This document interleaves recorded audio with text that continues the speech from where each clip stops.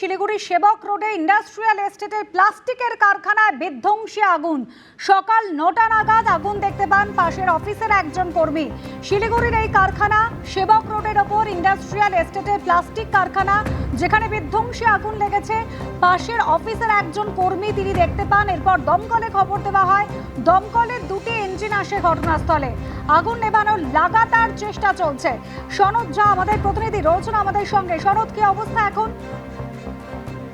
দেখো, পরিস্থিতি এখনো নিয়ন্ত্রণে রয়েছে। ঠিক সকাল 9টা নাগাদ এই যে প্লাস্টিক কারখানা সেবক রোডের একটা ইন্ডাস্ট্রিয়াল এস্টেট, সেখানে সকাল 9টার পাশেই একটা সরকারি অফিস, এই অফিসের কর্মচারী প্রথম আগুনের ধোঁয়াটা দেখতে পায় এবং তারপরেই সরকারে তিনি দমকলে খবর দেন। দমকল থেকে দুটো ইঞ্জিন আসে এবং ইঞ্জিন এসে এখন প্রায় ঘন্টা দুই হলো প্রায় যে অনেকটা নিয়ন্ত্রণে রয়েছে। তবে আগুন ঠিক কি কারণে লাগলো তা পরিষ্কার নয়। দমকলের প্রাথমিক অনুমান শর্ট সার্কিট থেকে লেগে থাকতে পারে এবং এই প্লাস্টিক কারখানাটি অনেক দিনের এবং আগে যখন ছিল সেটা লোকালই ছিল না, ইন্ডাস্ট্রিয়াল এস্টেট হলো শহরের বাইরে ছিল। যেহেতু এখন ঘনবসতি এলাকা, ফলে একটা আতঙ্ক ছড়িয়েছে, ধোঁয়া গোটা এলাকা ধোঁয়া ছড়িয়ে গেছে এবং প্লাস্টিকের যে একটা দূষণ গোটা এলাকা ছড়িয়ে পড়েছে। তবে দমকল চেষ্টা চালিয়ে যাচ্ছে, আগুন এখন নিয়ন্ত্রণে রয়েছে। ধন্যবাদ সনদ।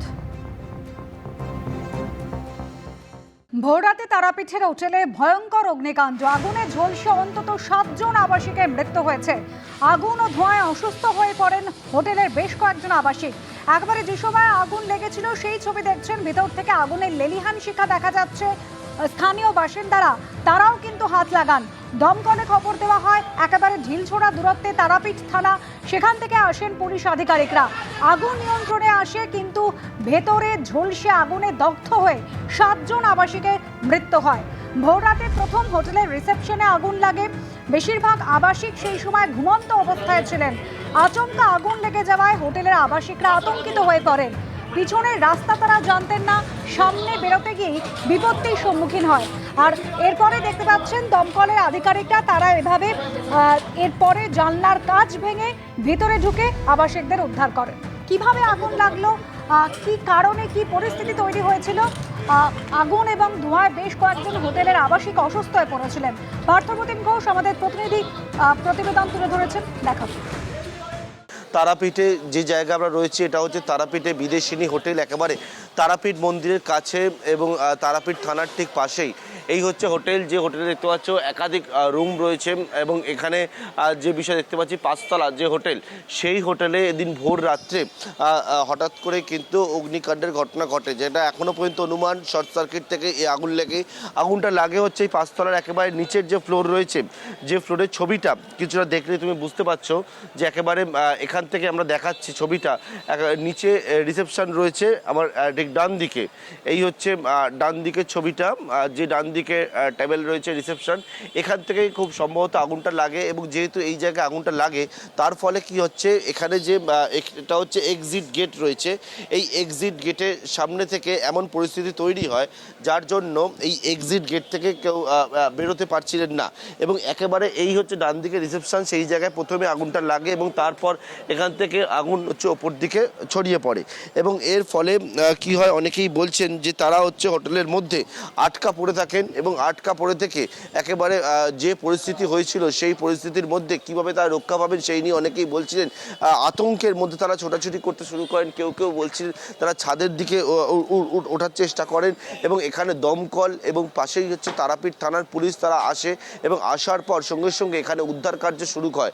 এবং ইতিমধ্যে এখান থেকে এখনো পর্যন্ত যেটা জানতে পারছি অনেককেই উদ্ধার করা হয়েছে, যাদেরকে হাসপাতালে নিয়ে যাওয়া হয়েছে। অনেকেই হচ্ছে ট্যুরিস্ট এবং এখানে প্রত্যেকেই প্রায়, এবং তারা এখানে এখনো পর্যন্ত অপেক্ষা করে রয়েছেন। কেউ বলছেন তাদের যারা আত্মীয় পরিজন তাদের খোঁজ করছেন। এবং এই হচ্ছে তারাপীঠের যে হোটেল, সেই হোটেলের সামনে আমরা যে জায়গায় দাঁড়িয়ে রয়েছি, এই যে বিদেশিনী হোটেল, এবং সেখানকার অনেকেই যারা এখানে অপেক্ষা করে রয়েছেন, কেউ বলছেন তাদের পরিজনদের জন্য তারা খুঁজে বেড়াচ্ছেন। এবং এখানে অনেকেই কিন্তু হোটেল থেকে বেরিয়ে নিচে তারা অপেক্ষা করে রয়েছেন বর্তমানে। রিসেপশনের সুইচ থেকে প্রথম আগুন লাগে বলে অনুমান এবং শর্ট সার্কিট থেকে আগুন লেগেছিল সেই আগুনের ধোঁয়ায় অসুস্থ হয়ে পড়েন বেশ কয়েকজন। দেখতে পাচ্ছেন রিসেপশনে প্রথম আগুন লাগে এবং তারপর আগুনের লেলিহান শিখা উপরে উঠে যায়। ঘুম ভেঙে বাইরে চিৎকার শুনে অনেক আবাসিক তারা দরজা খুলতে চেষ্টা করেন। আগুনের লেলিহান শিখা ধেয়ে আসে। ঘরের ভিতরে কোনো জানলা ছিল না। বয়স্ক শিশুদের নিয়ে আতঙ্কের প্রহর গুনছিলেন এই হোটেলের ভিতরে আবাসিকরা। পিছন দিক দিয়ে বেরোনোর একটি রাস্তা ছিল, এক্সিট গেট ছিল, কিন্তু সেই দরজা বন্ধ ছিল, যার ফলে অনেকেই বেরোতে পারেননি। প্রাণ হাতে করে সামনে যে রিসেপশন, সামনে যে গেট ছিল, সেখান দিয়ে তারা বেরোনোর চেষ্টা করেন। একেবারে আগুনের লেলিহান শিখা ছবিতে দেখাচ্ছেন। যে সময় পুলিশ আধিকারিকরা পৌঁছেছেন, দমকল কর্মীরা পৌঁছেছেন, একেবারে পাইপ দিয়ে আগুন নেভানোর চেষ্টা করছেন। আর একেবারে ওপরে দেখুন 3 তলা 4 তলায় সেখান থেকে গল গল করে ধোঁয়া বেরোচ্ছে। সিঁড়ি দিয়ে নেমে আসার চেষ্টা করেন আবাসিকরা, কিন্তু অনেকেই কিন্তু সেই নামার সময়, সামনের গেট দিয়ে বেরোনোর সময় দগ্ধ হয়ে প্রাণ হারিয়েছেন। যাদের উদ্ধার করা সম্ভব হয়েছে অনেকেই বেরিয়ে এসেছেন এবং তারা তাদের বিভীষিকাময় যে পরিস্থিতির মধ্যে দিয়ে তারা গিয়েছেন সেই কথা তুলে ধরেছেন আমাদের সামনে। খুব কষ্ট হচ্ছে, আমাদের দম বন্ধ হয়ে আসছে, শ্বাসকষ্ট শুরু হয়ে গেছে। বাথরুমের মধ্যে রয়েছি আমি, আমার হাজব্যান্ড, 2টো বাচ্চা। কি করে বেঁচেছি জানি না, আজকে বাঁচতে পারতাম না। 2 মেয়েকে উনি সুখের সামনেই মরতে দেখতাম। তখন 5:30 সবাই ঘুমাচ্ছিলাম আমরা। বাইরে যখন চিৎকার চেঁচামেচি শুনে যে তারপরে দেখলাম যে আমার হাজব্যান্ড দরজাটা খুললো, পুরো আগুন, মানে একদম পুরো সারা হোটেল আগুন। যে আগুন ভেতরে ঢুকে এসছে, কোনো কিছু আর করা যাচ্ছে না। আমরা তারাপীঠ পুলিশ স্টেশনে ফোন করলাম, ফোন করে তারপরে ওরা ফায়ার ব্রিগেড পাঠালো, কিন্তু তাও আমাদের কেউ কিছু হেল্প করছে না। 1 নম্বর রুমে ছিলাম আমি আর আমার মাকে জানি না কি হয়েছে। আমি আছি, উনি আমাকে নিয়ে গিয়েছিলেন বলে এই যাত্রা অনেকটা রক্ষা পেয়েছি। ওনাকে অসংখ্য ধন্যবাদ। যে আমার মার খবর জানি না, আরো 2টো বাচ্চা আছে। আমরা এসেছিলাম বাদুড়িয়া, উত্তর 24 পরগনা থেকে পুজো দিতে মাকে। কালকে দুপুরে এসেছি। আমার নিঃশ্বাসে একটা সমস্যা হচ্ছিল, তো আমি এসে এমনি আমার হাত পা তেমন পড়েনি, আমি ওখানে পড়ে গেছিলাম। পড়ে গেলে ওখানে কাঁচ আর কি ছিল তাতে আমার কেটে গেছিল।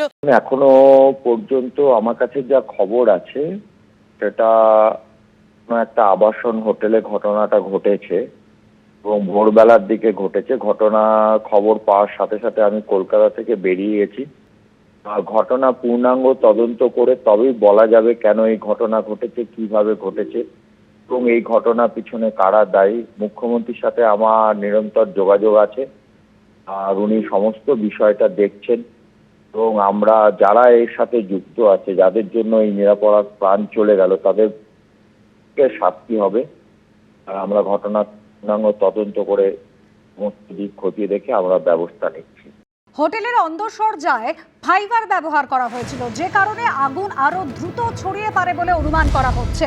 কি কারণে আগুন লাগলো এবং সঠিক অগ্নি নির্বাপন ব্যবস্থা ছিল কিনা তাও কিন্তু খতিয়ে দেখছে পুলিশ। ইতিমধ্যেই অগ্নিকাণ্ডের ঘটনায় একজন হোটেল মালিককে আটক করা হয়েছে। পুলিশের পক্ষ থেকে কি জানানো হচ্ছে শোনা।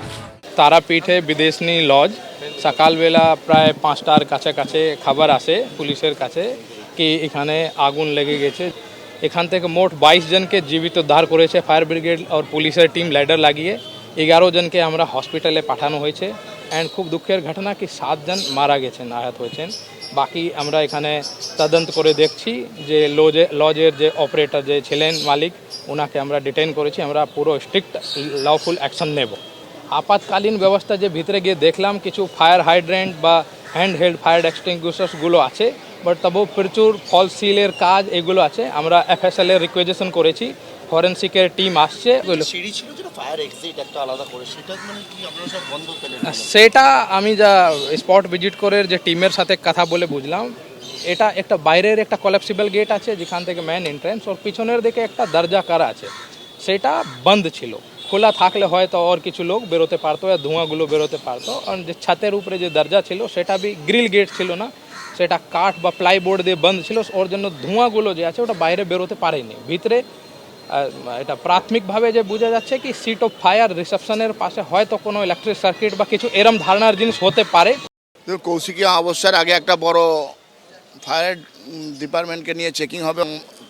মুখ্যমন্ত্রী এখনই ফোন করেছিলেন, খোঁজ নিলেন। এ অত্যন্ত মর্মান্তিক ঘটনা।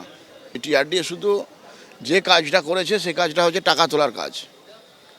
টিআরডিএ দুর্নীতি হয়েছে, টিআরডিএ দুর্নীতি মানে ভয়াবহ দুর্নীতি। টিআরডিএর দূরদৃষ্টিতার অভাবের জন্য আজকে এই ঘটনা ঘটেছে।